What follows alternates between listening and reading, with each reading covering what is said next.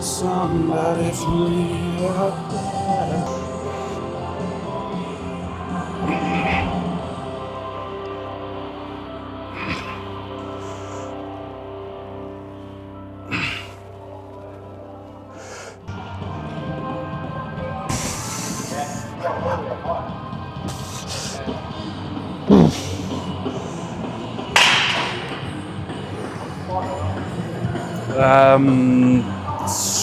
Second set maybe.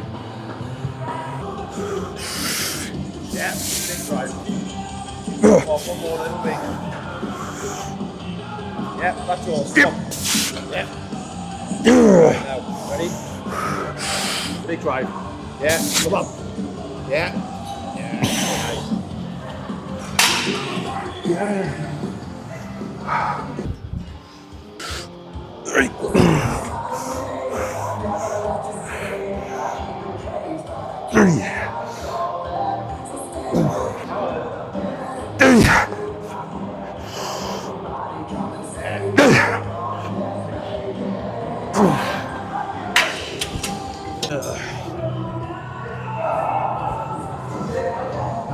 Fuck.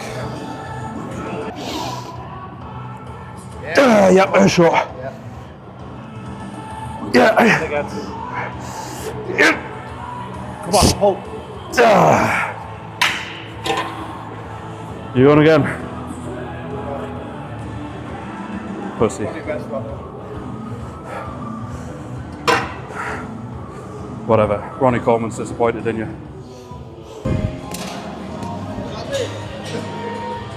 Yeah, you and you.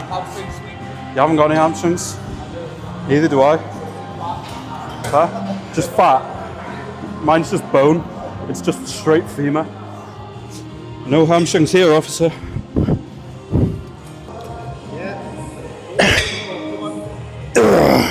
Yep. Yeah, again. Yep. That's good. Good. Breathe, breathe. Good. Fight. Slow. Spend a second.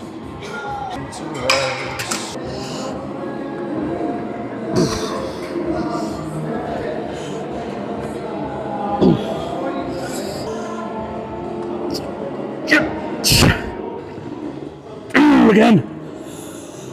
Ready? Yeah, big drive. Breathe, remember.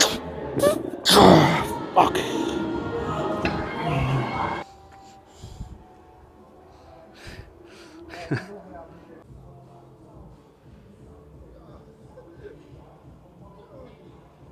Fatality.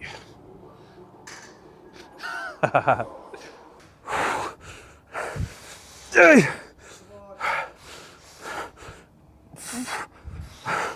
Whew. Hey.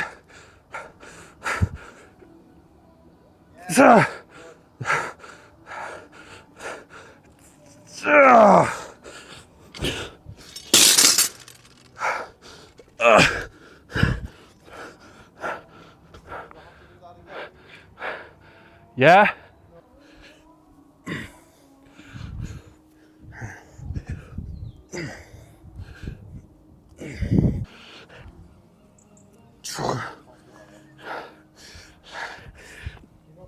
Yep.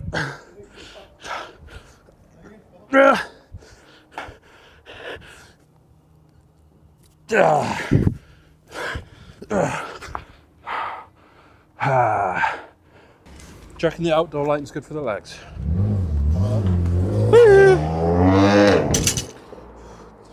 No detail in there. Oh, it could be worse. I could have had my trunks on. No, I don't want to see that.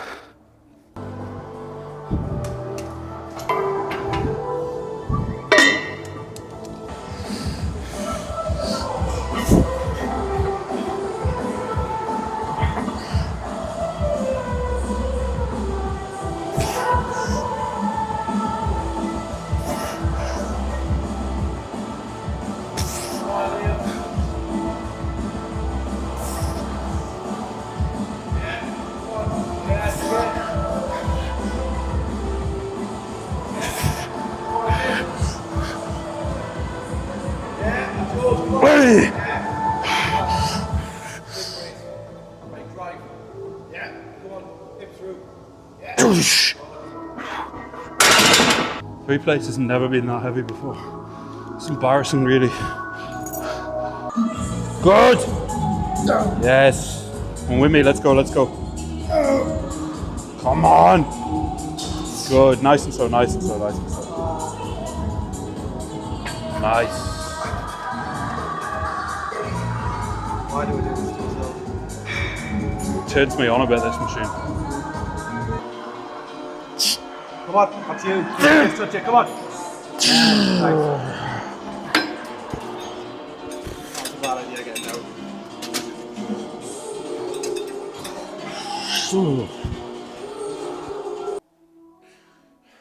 Unorthodox rounds. Face to front, please. And glute spread. Bikini. Face front.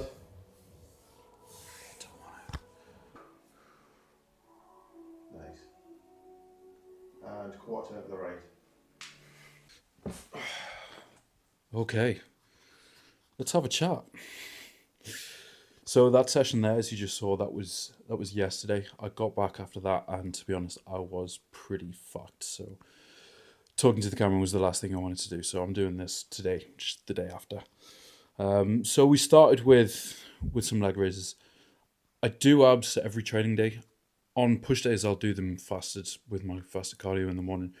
But I like to, any session, that involves movement of the hips, so legs, pull, I like to start with some kind of abs. It just gets my blood into my lower back, because you train abs, you are flexing and extending through the lower back. Gets blood into my hip flexors. Really just primacy for the session.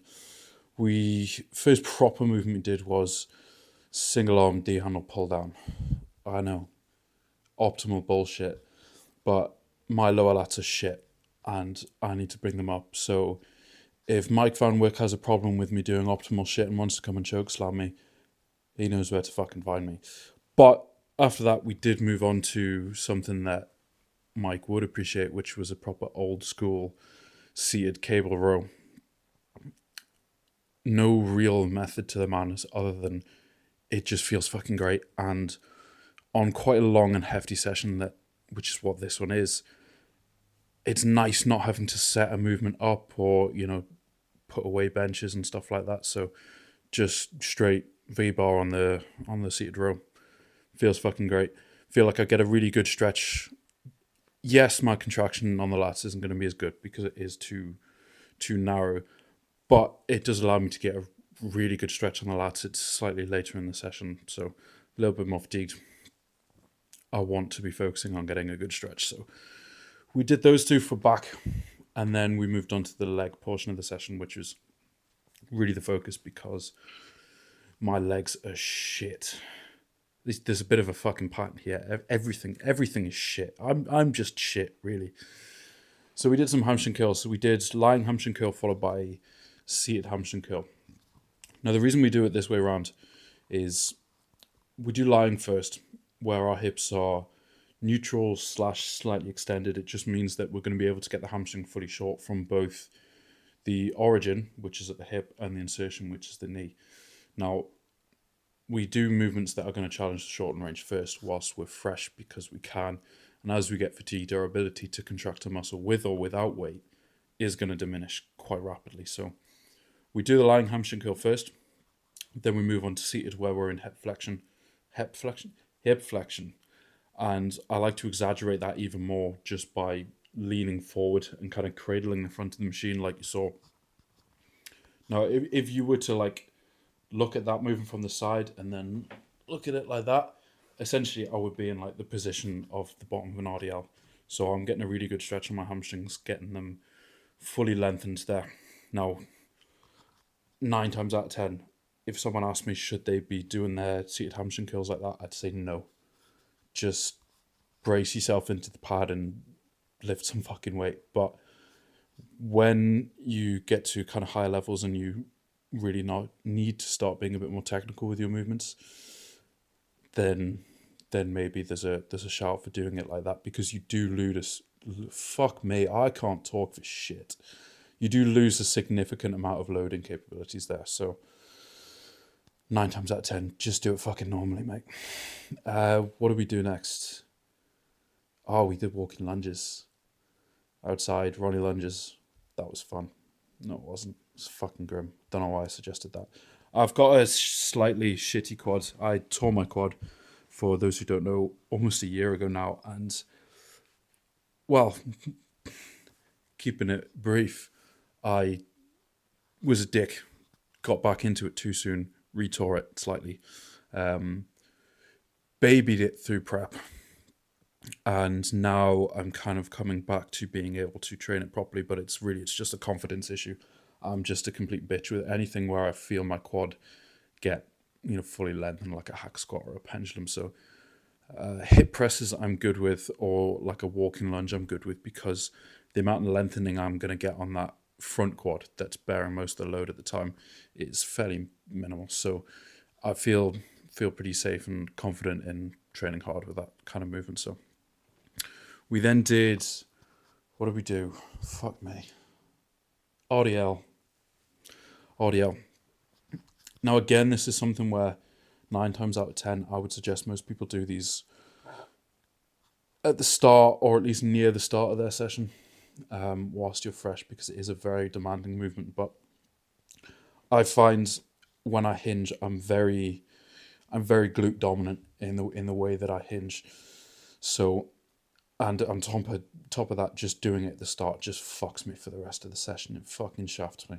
So I moved it to the end, where one, it doesn't matter if I fuck myself up doing it because I've only got one exercise after, but two, my ability to load, because my hamstrings and my back and my glutes are already fried, is significantly reduced. And I have RDL'd 250 in the past. I'm quite confident and comfortable with having a lot of weight in my hand.